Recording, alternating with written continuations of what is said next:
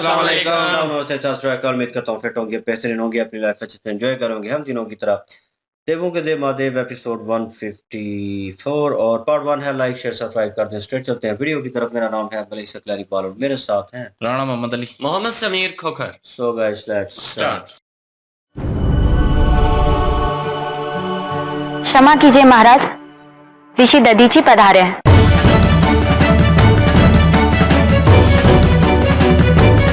ऋषि दधीची, मैंने कहा था ना पुत्री, प्रतीत होता है कि भगवान विष्णु ने तुम्हारे मार्गदर्शन के लिए स्वयं ऋषि दधीची को यहां भेज दिया है। जाओ पुत्री, जाओ और जाकर उनका स्वागत करो। जाओ।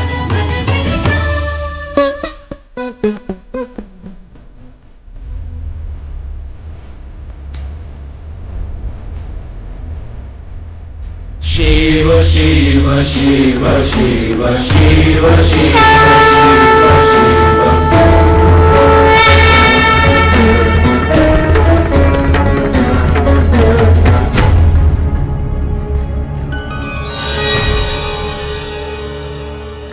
किस चिंता में डूबे हैं स्वामी? देवी पार्वती के बारे में सोच रहा था। आदि शक्ति को देवी पार्वती के रूप में अनेक भावनात्मक उथल पुथल का सामना करना पड़ रहा है, जिसके कारण उनकी सोच, उनका जीवन सब अस्त व्यस्त हो रहा है। ये तो चिंता का विषय है स्वामी। मैंने ऋषि दधीची को देवी पार्वती की सहायता करने हेतु भेजा है। उन्हें स्वयं को महादेव से मिलने के लिए तैयार करना होगा और इस कार्य में ऋषि दधीची उनकी सहायता करेंगे। परंतु क्या नारायण? परंतु हो सकता है देवी पार्वती उनकी बात समझ ना पाए। ऐसा क्यों स्वामी? क्योंकि देवी पार्वती के मन में जिज्ञासा का जन्म नहीं हो पाया है। सत्य का अर्थ और उसकी व्याख्या से अधिक महत्वपूर्ण होता है उस सत्य के प्रति जन्मी जिज्ञासा।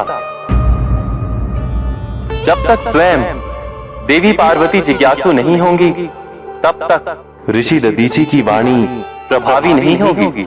आप चिंतित ना हो नारायण, मैं स्वयं उनके हृदय में प्रवेश कर जाऊंगी और उन्हें प्रेरित करूंगी कि वो ऋषि दधीची से समुचित प्रश्न पूछ पाए और उन्हें उचित और उपयुक्त उत्तर मिल पाए। मैं देवी लक्ष्मी, देवी पार्वती को जिज्ञासा का धन प्रदान करूंगी।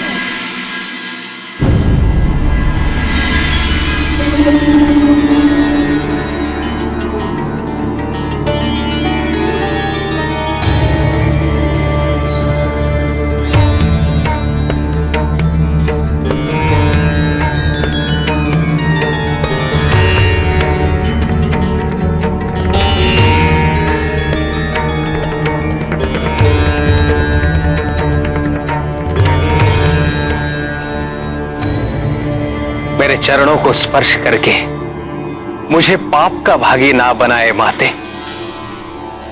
आप कुशल पूर्वक तो है? अभी तक तो नहीं थे ऋषिवर, परंतु आपको देखकर यह प्रतीत हो रहा है कि किंचित अब सब कुशल हो जाएगा। किंचित नहीं माते, अवश्य होगा। इसी कार्य हेतु ही मेरा यहाँ आगमन हुआ है। हमारे जीवन में आपका बहुत ही महत्वपूर्ण स्थान है ऋषिवर। हम पर जब भी कोई कठिन परिस्थिति या संकट आए हैं, आप हमेशा हमारी सहायता के लिए आए हैं और आज भी हमारे जीवन का सबसे कठिन दिन है और आज पुनः आप हमारी सहायता हेतु आ गए हैं। ये तो मेरा सौभाग्य है कि मैं आपकी कुछ सहायता कर सकूं, परंतु आज मैं अपनी इच्छा से यहां नहीं आया हूं। भगवान विष्णु जी ने मुझे यहां भेजा है।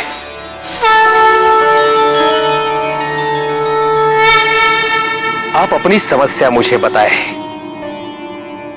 मैं यथासंभव उसका समाधान ढूंढने का प्रयास करूंगा।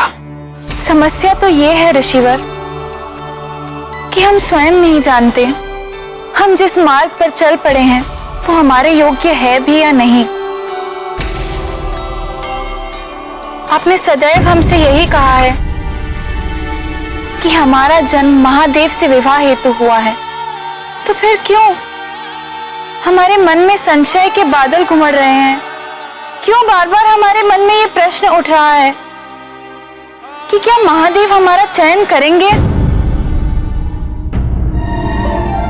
क्या हम उनके योग्य हैं भी या नहीं?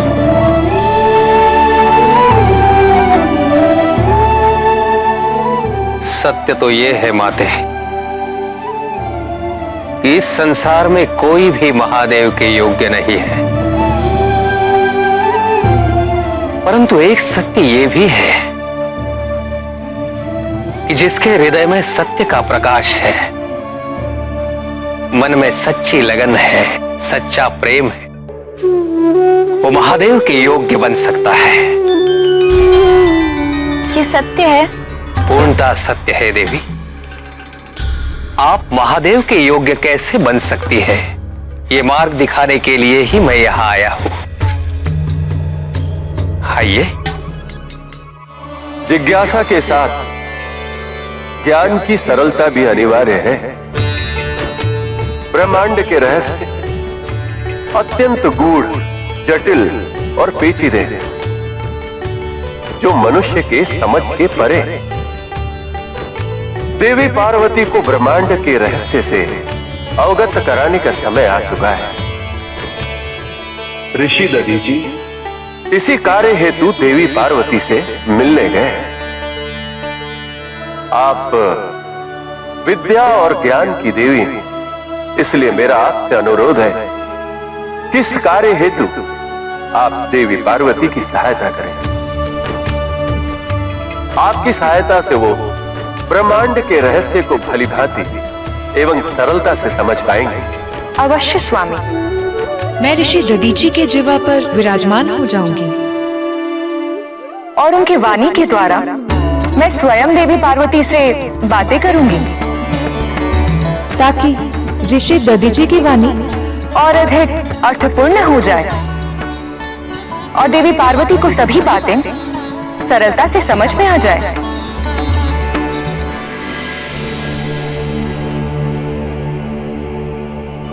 मैं आज आपसे जिस ज्ञान की बात करने जा रहा हूं, वो मुझे स्वयं महादेव से प्राप्त हुआ है। आपके माध्यम से सामान्य जन इस ज्ञान को सूत्र के रूप में जान सकेंगे। आपके जीवन के 3 प्रमुख उद्देश्यों में से यह भी एक है।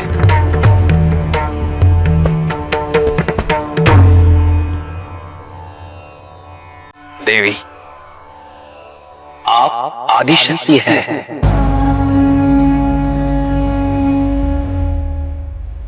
परंतु मनुष्य योनि में इस धरती पर जन्म लेने से आपको अपनी आत्मानुभूति का विस्मरण हो गया है।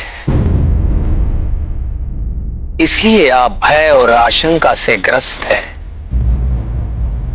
परंतु हर आत्मा उस परम ब्रह्म का स्वरूप होता है।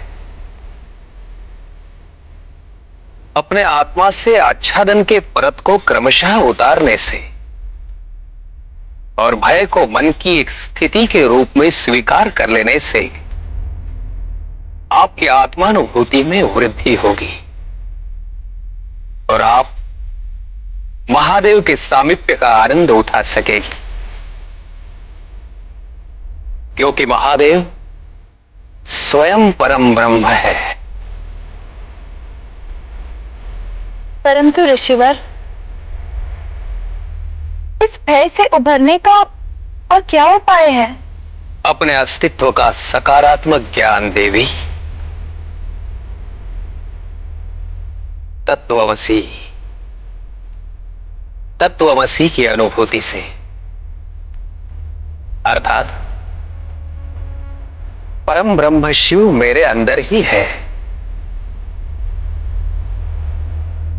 मुझे उन्हें अपने अंदर में ही खोजना है, इस ज्ञान से।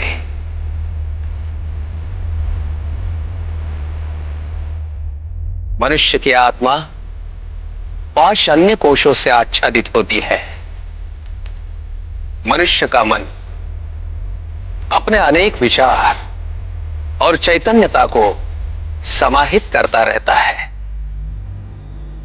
वर्षों के संस्कार इन 5 विभिन्न कोशों को और भी संचित करते रहे हैं। ऋषिवर, ये 5 कोश कौन से हैं और इन्हें पार करने का मार्ग क्या है?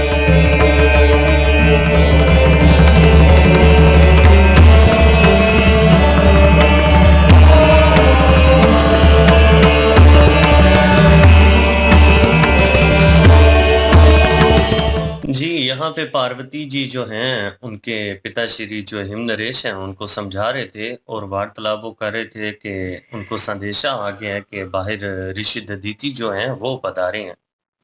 यहाँ पे हिमनरेश जो हैं उन्होंने फिर पार्वती जी से ये कहा है कि जाइए, हो सकता है वो आपको जो नया रास्ता है, जो शिव जी तक रास्ता पहुंचने के लिए बना हुआ है आपके लिए, उसमें कोई सहायता आपकी करेंगे। यहाँ पे जितने भी देवता देवती हैं ना, सब ने उसी तरह से इनका साथ देना शुरू कर दिया है जिस तरह से कभी सती जी का साथ उन्होंने दिया था। ब्रह्मा जी जो हैं वो अपनी तरफ से प्रयास कर रही हैं, माता सरस्वती जो हैं उनको लेकर। उसके बाद दूसरी साइड पर विष्णु जी हैं, वो अपनी तरफ से प्रयास कर रही हैं और उनके साथ जो है माता लक्ष्मी, वो भी कह रही हैं कि मैं भी अपनी तरफ से पूरी कोशिश करूंगी कि जितनी मैं सहायता कर सकती हूँ पार्वती जी के लिए, उतनी मैं उनकी सहायता ज़रूर करूंगी। और यहाँ पे ऋषि दधीचि जो इनको ज्ञान देने जा रहे हैं, यहाँ पे माता सरस्वती जो हैं, उन्होंने ये कहा है कि मैं ऋषि दधीचि की ज़बान जाके खुद बन जाऊँगी। होंगे तो वो, लेकिन बातें मैं करूँगी पार्वती जी से और उनको अच्छे तरीके से मैं समझा लूँगी, जिस तरह से उनको मैंने समझाना है, जैसा उनको मार्ग क्या दिखाना है। उनको मार्ग ये दिखाना है कि उनके अंदर काफ़ी सारा डर और खौफ भरा हुआ है, शिव जी को लेकर कि शिव जी मुझे स्वीकार करेंगे या नहीं करेंगे।